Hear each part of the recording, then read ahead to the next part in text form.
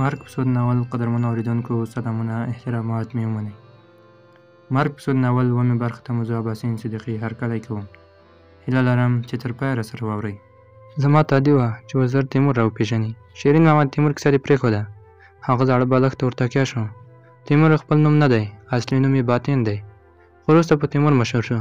پلار یې ډېر ښه سړی تېر شوی. بس د خدای جل جلاله کارونه دي د ښه پلار نه بد زوی پیدا شي. د ډېر وړکیوالي یې بېلارۍ ته مخه شوې وه. له زلمی شوی نه و چې د کلي د ملک لور ته یې د ګودر په لار کې لاس اچولی و او کله یې کور یې پرېښود. پېښور کې دې که د باړۍ نوم اورېدلی وي، هلته یې ماماګان اوسېدل. هغوی کره تللي وو. یو ماما یې میری نومېده، بدماش او ډاکو و. تیمور له همغه نه روزنه واخیسته. په مخ د ځمکې هېڅ داسې جرم نشته چې هغه یې کولی نه شي یا یې کړی نه وي. همالته باړه کې یې ژر نوم مشهوره شو. لومړی نور واړه او لوی بدماشان څه ووژل او څه یې د ځان ملګري کړل. بیا له شتمنو د قلنګ اخیستو، اجرتي وژنې او نشه یي توکو قاچاق ته مخه کړه. طارق خبرو کې راټوپ کړ. شیرین ماما سردار رښتیا له همغه وخت نه ملګری دی. شیرین ماما لږ غلی و. اول خو خلکو ویل چې د ماما زوی دی، ځکه ورته داسې ګران او هر څه یې ورسپارلي وو. حقیقت ماته هم نه دی معلوم. په یو ځای نیول شوي. عمران د کټ اوسپنیز بازو ته تکیه شو. شیرین ماما هغه د پاکستاني پولیسانو د وژلو کیسه یې ورته وکړه. شیرین ماما ځان ته په شوق د چونډۍ جوړول شروع کړل. هغه یو افغان مهاجر په یو څه جرم بندي شوی و او هلته ورته تڼهدار ویلي و چې لور دې یوې شپې ته راوله، نو خوشي کوم دی. دا خبره چې تیمور ته رسېدلې وه، نو په تاڼه یې برید کړی و. تڼهدار او دوه خزاداران یې وژلي وو. د هغه نه وروسته ورته باړه کې شپې ورځې سختې شوې. له څو چاپونو ژوندی ووت. حکومت د هغه نیولو امر کړی و. د خپل یو ملګري سره چې خلک وایي همدا سردار و، د تیراب په غرونو راواوښته او پاکستان ته د قاچاق کار شروع کړ. عمران پکې راغږ کړ. یو ځل مخکې هم نیول شوي وو. په دویم کال په یو تونل له ځان سره 1.5 سل بندیان نور هم وویستل. ما ژر وویل بیا څنګه ونیول شو؟ شیرین ماما یو پښه ټوله کړه. یو ناځوانه ملګري سره مېلمه شوی و. هغه پرې ونیو. حکومت خو یې پر نیولو غټ انعام ایښی و. خو چا چې په حکومت نیولی و، هغه هم د ده په سر اخیستې پیسې ونه خوړې. څلورمه ورځ د تیمور ملګري وژلی و. اول خو خلکو ویل چې محکمه به ورته د اعدام سزا ورکړي، خو اوس ورته د ټول عمر بند سزا ورکړل شوې. شیرین ماما غلی شو. ما وپوښتل نو داسې مجرم ته دلته مشري چا ورکړې؟ طارق وخندل. مشري چا ورکړې نه ده، اخیستې ده. زور بلای زور دلاله. شیرین ماما سترګې وموښلې لکه چې خوب ورغلی. کله چې تیمور دې محبس ته راغی، نو هغه وخت محبس بدماشي او تجارت د مرداد لاس کې و. هغه د خدای جل جلاله وبخي هر څه یې کول، خو دومره سخت زړه او بې رحمه نه و لکه تیمور چې دی. هغه هم چرس او پوډر خرڅول، خو خلک یې پرې نه روږدي کول. د چا به چې په کار شول، هغوی ته یې پیدا کول. لکه اوس غوندې هغه هم محبس نامعلومې ښځې بندیانو ته راوستې. واسطه یې درته پیدا کوله، خو څوک یې نه وژل. طارق سګرټ بل کړ، ځکه خو خپله ووژل شو. ما ورمخ کړ، ووژل شو. پر ځای عمران ځواب راکړ، د شپې چا بالښت په خوله وریښی و. طارق کشکړی لوګی راوویل، دا کار سردار کړی و. نو سردار ورسره په یوه کوټه کې و؟ شیرین ماما وخندل. یوه کوټه کې ورسره نه و او هغه ډېر احتیاط هم کوه. کوټه کې ورسره هېڅوک نه و. دروازه هم بنده وه. په پیسو سالنګ سوری کړی، بندې دروازې هم خلاصوي. ټولو خلکو ته داسې ښکارېده چې مرداد په خپل مرګ مړ شوی او ډاکټر یې هم لامل د زړه حمله وښوده. په حقیقت کې هغه تیمور وژلی و. د هغه وروسته د محبس تجارت او مشري ورپاتې ده. بیا طارق عمران ته وکتل. بل ځای ګوره دا خبره ونه کړې. موږ خو درته د دې لپاره دا هر څه وویل چې اوس مو د کوټې ملګری او خدای جل جلاله مه کړه بلې بېلارۍ ته دې مخ نه شي. ما ډاډ ورکړ چې داسې څوک نه یم، بېغمه اوسئ. نور مې څه ونه ویل.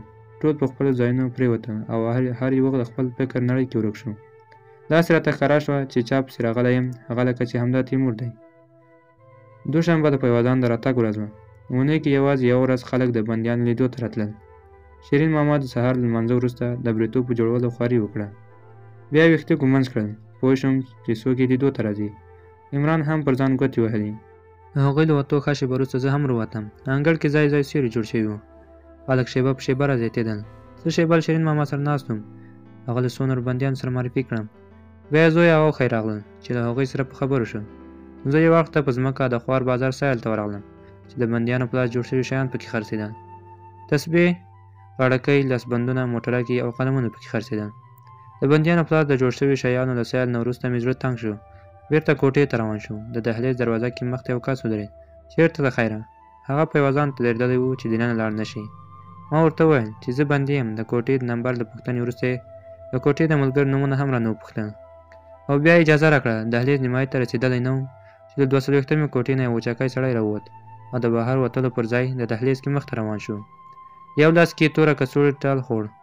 د عسکر خبره را یاده شوه چې 240مې کوټه کې به راته وخت سخت وي. هغه کس بې له دې چې ما ته وګوري یو 15 نمبر کوټې ته ننوت. زما یې لاس کې نیولې کڅوړې ته اندېښنه شوه. فکر مې کوم چې دا وچکی سړی هم د تیمور له ملګرو دی. د همدې شک سره 15مې کوټې ته ورتاو شوم. پوښتل مې پوه شم چې هلته څه کیسه ده. ویرې او عجیب حالات و. بې له دې چې دروازه وټکوم په کوټه ورننوتم. شیرین ماما دلته دی. هلته 3 کسه وو. محبسو د راغلو خوراکي توکو له کڅوړو نه یې ټابلیټونه، چارج او شیشه واړه پلاستیکونه راوایستل. سمدستي د غټ دستمال پلاستیکونه خور کړ. هماغه چې کڅوړې راننوستې وې راجګ شو. شیرین ماما دې سر وخوره، بې اجازې څنګه راننوتې؟ زما ژبه ونښته. هغه ستوني کې ونیولم او په دروازه یې په درز ووهلم. همدا شېبه کټ کې ناست کس راجګ شو. خوش یې کړه سرداره. ښه نو سردار دا و. هغه زما ستونی پرېښود. خوله مې وچه شوې وه. په خپل لاس مې ځان مرګ ته ورکړی و. د کټ نه د راجګ شوي کس نیم سر ګنجی شوی و. د قهرېدلو سترګو یې تورې حلقې تاو او په مخ یې څو ځایه د زخمونو نښې وې. رانږدې شو. ته دننه چا راپرېښی یې؟ ساه مې سمه کړه. زه د 22مې کوټې بندي یم. شیرین ماما مې په کار و. انګړ کې راته چا وویل چې دې کوټې کې ناست دی. سردار نوم مې دا ځل له ګرېوان نه ونیولم. تیموره ما ته د دې هلک کونه کې څه فساد ښکاري. تیمور د نوم په اورېدو مې ساه ډوبه شوه. زه خپل هدف ته د تصادفي رسېدلی وم. په دغسې وخت کې انسان نه پوهېږي چې څه وکړي. که ما دلته ناڅاپي پرېکړه عملي کولی هدیرې ته یې لېږلم. زه نه کوم ورزشکار وم، نه مې له هغوی سره زور سم او د هغوی له څېرو نه بېرحمي بادېده. تیمور راته ښکته پورته لکه د سوداګر په ژور نظر وکتل. بیا یې سترګې په سترګو کې راواچولې. هادي دې څه کېږي؟ د دې خبرې سره زما عاجزي منډې کړې. سپین مې وتښتېدل. زما او د هادي څېره ورته نه وه. خو تیمور هغه ته زما د سترګو ورته والی شکمن کړ. د دې لپاره چې شک یې په یقین بدل نه شي ژر مې وویل کوم هادي؟ یو خو زما د تره زوی دی. تېر کال جرمني ته لاړ. هغه بله پوښتنه ونه کړه. لاړ کټ کې کېناست. یوه پښه یې پر بله واړوله. درېیم ږیره خریلې، پوچې سترګې، لاس کې نیولی 5 ټاقه چاقو په تش راکېښود. اوس او دا پېښه له ذهنه وباسه، کنې په خپل کټ کې دې مرۍ درخوڅوم. ژر راووتم. زړه مې درزېده. د کوټې پر ځای انګړ ته په منډه شوم. له ویلر سره مې مل دا خوښۍ هم حس کوله چې ما تیمور پېژندلی و او نور پوه شوی یم چې زه چا پسې راغلی یم. ماښام چې موږ کوټه کې ناست وو هغوی 3 واړه ځکه خوشحاله وو چې د کورنۍ له غړو سره یې لیدل شوي وو. شیرین ماما رامخ کړ. کامران ستا لیدو ته څوک نه و راغلی؟ ما له دې پوښتنې سره د مخ کېدو په اړه فکر نه و کړی. طارق له کټ نه راغږ کړ. شیرین ماما ته خو تر اوسه د ځان په اړه هېڅ نه دي ویلي چې څوک لري او که نه. سګرټ مې بل کړ. کورنۍ مې خبره هم نه ده چې زه بندي شوی یم.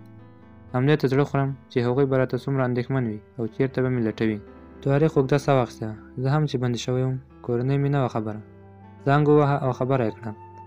ومې ویل یو ورور مې ترکیه کې مسافر دی. 2 خویندې او مور مې له ماما سره اوسي. نمبر یې هم نه لرم. عمران رامخ کړ. د کوم بل خپلوان او ملګري نمبر خو به درسره وي. یو تر زوی نمبر مې زده دی خو په څه شي ورته زنګ وهم. شیرین ماما دستي جګ شو. مخکې به دې ویلي وو که نه؟ ته لږ صبر چې زه درته اوس د ټلیفون غم وخورم. بیا پر دیوال د زړېدلي واسکټ له جیب نه وړوکی تور ټلیفون راوایست. ماښام مې له پاچا نه راوړ. زوی مې راته ویل چې واده شوې لور مې سخته ناروغه ده. ما ویل چې پوښتنه یې وکړم. بیا ټلیفون ما ته ونیو. واخله اول دې کور ته خبر ورکړه. ټلیفون مې ترې واخیست. د قاسم شمېره مې ووهله. دویم زنګ یې اوچت کړ چې څنګه یې سلام وکړ. ما ژر وویل تر اوسه ښه یې؟ کامران یم. هغه وخندل. دا چېرته ورکې ولکه؟ د چا نمبر نه دې زنګ راوهلی؟ موږ درپسې ټول ځایونه وکتل. هغه ته مې لنډ وویل چې بندي شوی یم او مور او خویندې مې خبر کړه. ډایل کړې شمېره مې ډیلیټ کړه او ټلیفون مې بېرته شیرین ماما ته وسپاره. نور خپل ځای کې وغځېدم. تر ډېره وخته د نننۍ پیښې، تیمور، د هغه کسانو او کارونو په اړه فکرونو کې ورک وم او بیا مې سترګې پټې شوې. زما د کار لومړۍ برخه خلاص شوې وه. هغه خلک چې زه ورپسې راغلی یم اوس مې پېژندل او د کار دویمه برخه سخته وه چې د هغوی ختمول و. نه پوهېدم چې څنګه او د کوم ځای نه شروع وکړم. څه پېژنم نه و چې چاقو مې اخیستی وای او په تیمور مې حمله کړې وای. په داسې خام کار خو ما خپل ژوند له خطر سره مخ کاوه او دا لوی په ناکامۍ پای ته رسېده. ورځې اوښتې او زما اندېښنه زیاتېده. د مخکې تګ لپاره مې هېڅ لاره نه شوه پیدا کولی. یو ماښام عمران د ګاونډیانو له کوټې نه منقل او دیګ راوړ. غوښتل یې خپله دیګ وکړي. شیرین ماما او طارق یې د اشپزي صفتونه کول. د هغوی ټوکو او کیسو ته غوږ وم چې دهلیز کې چیغې شوې. موږ ټول یوه شېبه غلي او حیران شو چې څه خبره ده. طارق وویل د بلال غږ دی. ما بلال نه پېژانده چې څوک دی. شیرین ماما نسوار واچول لکه چې چا سره جنګ دی. طارق ځواب ورکړ سردار او ملګرو یې رانیولی. ما ژر وویل ولې څه ګناه یې کړې؟ د طارق پر ځای عمران لګیا شو. دا ګناه یې کړې چې له تیمور نه یې ځان قرضداره کړی. زه خو درته وایم چې قرض درباندې نه وي پاچا یې پاچا. شیرین ماما دیګ منقل کېښود. د خوار 3 ورځې خلاصېدو ته پاتې و چې پور خلاص نه کړي څنګه به وځي. زما لا هم سر نه و خلاص شوی. نو خلک ولې دومره پور کوي چې بیا یې نشي خلاص شولی؟ طارق چې بالښت ته ډډه وهلې وه رانیغ شو. نیمایي محبس همدا اوس د تیمور پوروړی دی او د ټابلیتونو چارج او شیشو والا خو یې دومره پوروړي کړي چې بلال غوندې یو هم نشي خلاصولی. لږ شېبه حیران وم. بیا مې وپوښتل دا نور بندیان ولې د تیمور نه شکایت نه کوي؟ په دې خبره طارق په کړس کړس وخندل. ما خو درته په اوله شپه ویلي وو چې ستا مردا خام دی بچو.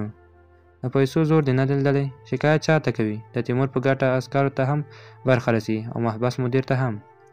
ما بله پوښتنه ونه کړه. د بلال په اړه مې فکرونه شروع کړل. باید په دې پوه شوی وای چې تیمور له هغه نه څه غواړي، ځکه دا ښکاره شوې وه چې پور یې نسي خلاصولی. سهار دروازې له ټک ټک سره راویښ شوم چې لمانځه ته پاڅو. شیرین ماما جګ شو. زه هم ورپسې شوم او یو ځای ورسره ووتم. دا اول ځل و چې سهار جامې ته وتم. د پیپل ونو کې د مرغانو شور په زیاتېدو و. د اوبو نه ډکې لوټې ایښې وې. څوک یو ځای او څوک بل ځای اودسونو ته ناست ول. د یو واړه بوټي بیخ ته کېناستم چې اودس وکړم. په لویه چوتره جمع ودرېده. دویم کتار کې مې ځای پیدا کړ. د چا په اړخ ته مې سلام وګرځاوه. نو په درېیم کس مې سترګې ولګېدې چې یو سترګې شنه شوې وه او ډډه ولاړه وه. خلک په دعا شول خو ما هغه ته کتل. دواړه لاسونه یې دعا ته لپه کړل. سترګې پټې او شونډې رپېدې. د مخ پوستکی یې زیړ او له وخته مخکې غونډ شوی و. داسې ښکارېده چې خپله بلال دی.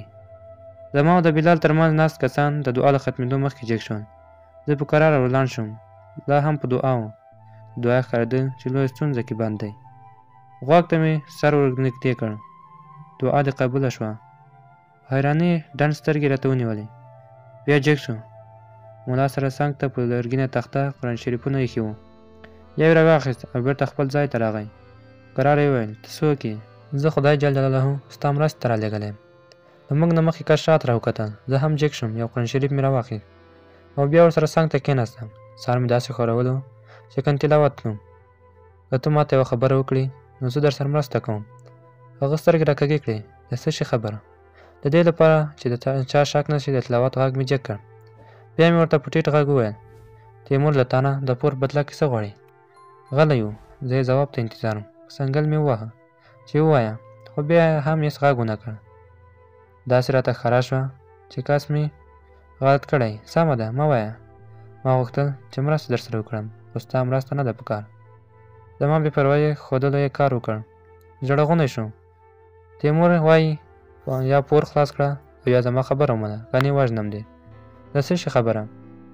شونډې یې په غاښونو وچیچلې. د ځان وژنې. د دې خبرې سره زما په ټوله کیسه سر خلاص شو. دا چې زما ورور چا ځانمرګي ته راضي کړی و. تیمور ولې خلک مقتاد او پوروړي کول او وروسته یې ځانمرګي ولې ټول له محبس نه ازاد شوي بندیان وو. په ورون مې لاس ورکېښود. شرط ورسره ومنه. واضح سترګې یې راته ونیولې. زه درته لیونی ښکارم؟ خو تا ویل که خبره یې ونه منې بیا دې هم وژنې. خو تا ویل چې مرسته در سره کوم. زه په خپله خبره ولاړ یم خو ته اوس ځان له محبس نه د هغه د شرط منلو ژوندی وباسه. که ژوندی ووځم بیا به هم په 10مه ورځ په خپلو پښو مرګ ته ځم او که لاړ نه شم خپل کور کې مې وژني. د دوی نه یو ځای کې هم پټېدی او خلاصېدی نه شم. خواوشا مې نظر وګرځاوه. ستا پر ځای زه مرګ ته ځم. د هغه حیراني زیاته شوه. باور یې نه کېده. د ټوکو حوصله نه لرم. زه هم در سره ټوکې نه کوم. نو ته خو خپله محبس کې یې. ستا له وتو څو ورځې وروسته درځم. بیا مې لاس کې نیولی قرآن باندې ورته قسم وکړ چې په ژمنه در سره ودرېږم په دې شرط چې تل تیمور سره شرط نه منې او ما په ټوله کیسه پوه کړې. هغه تیمور سره ټولې خبرې راته وکړې او ما هم ځان ورښود چې په 10مه ورځ په کوم ساعت او کوم ځای کې به ګورو. مرګ پسود ناول قدرمنو اورېدونکو دا وه د ناول 2مه برخه. تر بلې برخې مې په لوی څښتن تعالی سپارم. ښاد او آباد اوسئ.